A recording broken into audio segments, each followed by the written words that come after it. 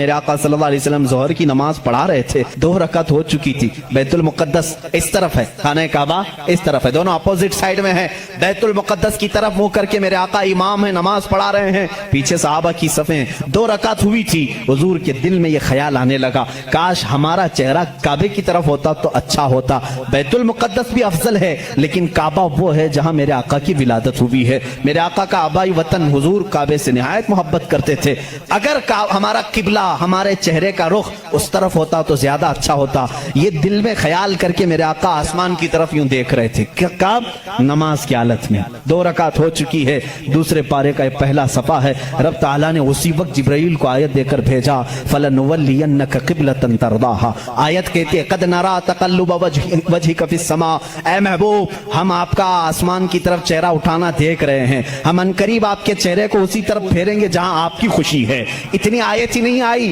اتنی آیت نہیں آئی، اس کے فوراً بعد دوسری اسی آیت میں جبرائیل امین یہ آیت لے کر کے آئے فَوَلِّ وَجْهَكَ شَطْرَ الْمَسْجِدِ الْحَرَامِ، اے نبی دیر کس بات، خانہ کعبہ کی طرف سارے لوگوں کا قبلہ بدل گیا، دیکھو اس رسول کی 2 رکعت بیت المقدس کی طرف ہوئی، آپ پھر گئے، صحابہ پھر پیچھے حضور کے آ گئے، بلکہ ایک روایت میں حضور صلی اللہ علیہ وسلم چل کر کے آگے آئے، آپ امام تھے اور صحابہ پھر صفیں، اسی طرح سے وہ نماز نہ ٹوٹی نہ چھوٹی نہ پھوٹی، حالانکہ اس نماز میں رد و بدل ہوا، 2 رکعت اس طرف پھر کر کے 2 رکعت اس طرف پھر کر کے، ہم اگر پھریں گے تو نماز ٹوٹ جائے گی، وہ صحابہ کی نماز ٹوٹی نہیں، اس لیے کہ اس میں درس ہے، نماز تو اصل وہی ہے جو فرمان مصطفیٰ کے تابع ہو، رسول جس طرف رخ کرے،